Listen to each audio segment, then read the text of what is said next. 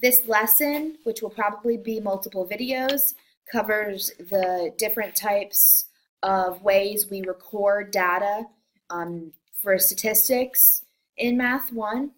We're going to start with a dot plot, which I'm sure that you've seen before. Example 1 says to create a dot plot to represent the data below. Savannah surveyed a random sample of 20 students from a local college to find the average number of hours of sleep they get each night. So when you're creating your your dot plot, we want to find some sort of scale, and we're going to, based on the numbers from the data, and I see that the lowest value is 4, so I'll start there and go up to my highest, which is 9. So 4, 5, 6, 7, 8, and 9. And I'm going to actually create a dot for each of the intervals here. Okay, not interval, but sections. So I have how many 4s? I've got 1, 2 4s, so 2 dots. 5s. I got 1, 2, 3, 4, 5 dots. Okay. 6s. 1, 2, 3, 4, 5, 6, 7.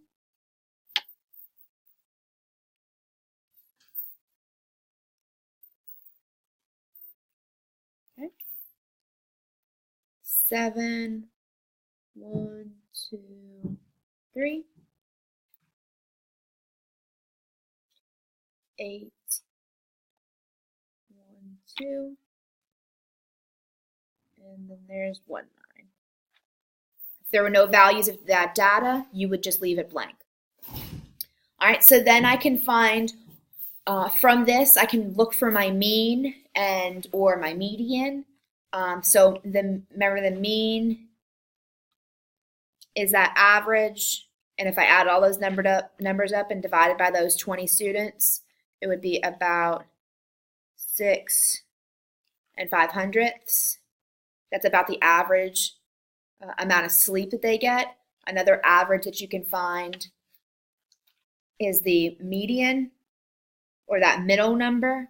And if I crossed all the way, that middle number would fall in the 6 category. So which is about right. Both of those measures of the central tendency were accurate. Okay, so then let's see. Dot plot. Continuing on, we can again find a scale. We need to find our lowest number and our highest number. For this PE teacher, the month-long running club, miles from the first week of that challenge goes all the way from 0 and all the way up to 12.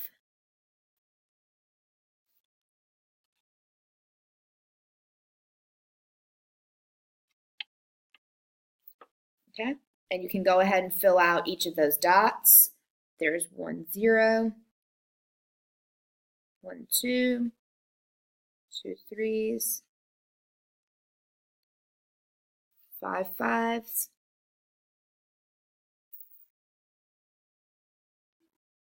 3, 3,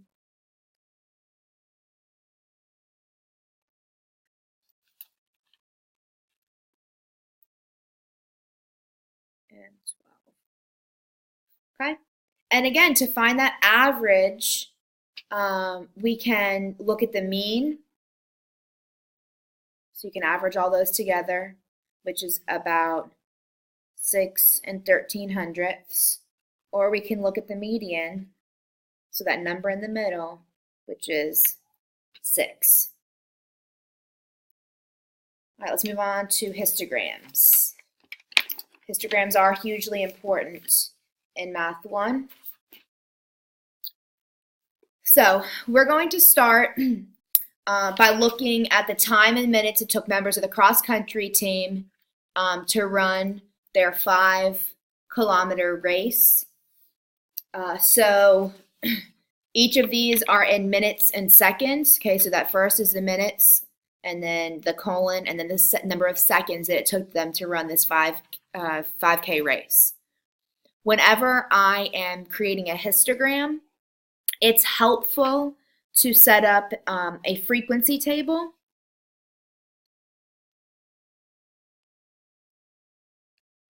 To help me figure out what my intervals are, okay? Because not everybody ran at the same exact thing, but we can categorize them into sections. So I see that my lowest runner, or the fastest time, I should say, 18. I see 18 and 2 minutes and 2 seconds, and I don't see anything below that. So we can set up a range, say from 18 minutes to 20 minutes. Okay, because the max I see is it's taking 29 minutes. All right, so it's going to range really all the way up to 30. So I can also range from 20 to 22. I'm going to go intervals by twos. An interval from 22 minutes to 24 minutes, 24 to 26, 26 to 28, and 28 to 30. Okay, and now I'm technically looking to see how many times each of these things happened. Okay, how many runners fell into that category of running 18 to 20 minutes, running the 5K in 18 to 20 minutes. So I have, this is over 20, so not there. 1, 2, 3, 4, 5. So 5 runners. 20 to 22 minutes. 1, 2, 3, 4, 5, 6, 7, 8, 9, 10. Seem to be kind of like the average there. 20 to 22 to 24. 1, 2, 3, 4, 5, 6, 24 to 26 minutes. 1, 2, 3, 4, 5. 26 to 28. 1, 2, 3. And there was only one runner who ran in that interval from 28 to 30 minutes. All right, that's the hardest part, is figuring out how much data you have in each category. Okay, so that in this case, we looked at time, the time it took them to run, and this histogram, the top is going to, or up the top is going to be frequency, up the side rather. Okay, so how many times it happened.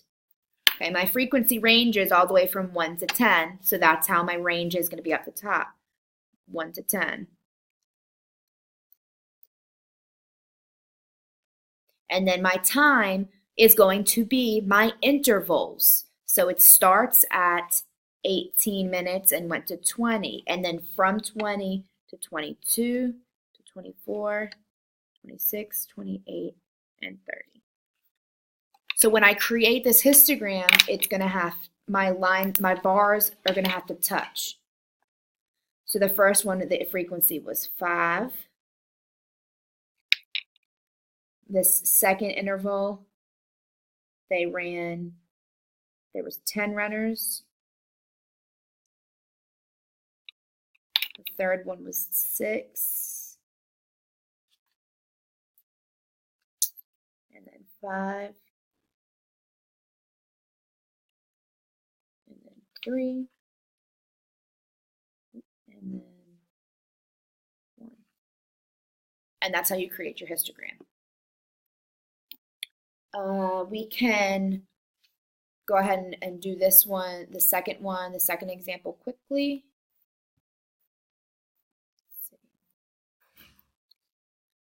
I have fitness group calculating the number of the minutes of day exercised. I'm gonna, let's see, my lowest I see is 30 and my highest is 51. I see 51. We want our intervals to be the same, so let's keep them consistent. Let's say 30 to 34, 35, then through 39,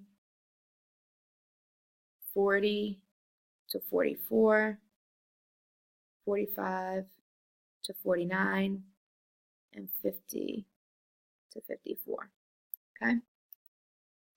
And then you can categorize this is like technically a frequency table. All right, so I have, those are the intervals, and then the frequency. How many times did each of those happen? There's 3 in that section, 8, 9. You can go and you can also do tally marks too in each of those. 5, for the sake of time, we're just going to do these numbers, and 1 was 51. All right, so then up the side again, frequency. How many times did those intervals happen? And down here, we're looking at minutes. Or you can label it as time, but specifically, this interval right here in this section was 30 to 34 minutes. That's the first thing we looked at. And then 35 to 39 minutes. Since they were exact, I need to include that in one of the intervals, not 39 and 39, where it could potentially be included in both. It needed to start this interval at 40. So then that was 40 to 44, 45 to 49, and 50 to 54. I ranged up from 1. Let's just count all the way up from there.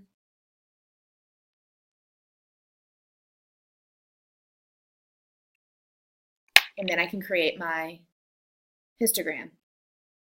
3, frequency of 3, frequency of 8,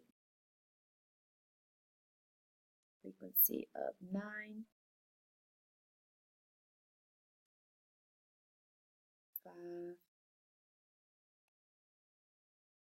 and 1. And there's your histogram. We're going to finish the rest of this in a second video, and then you'll be able to do the left-hand page. The code word for this lesson is gummy bear.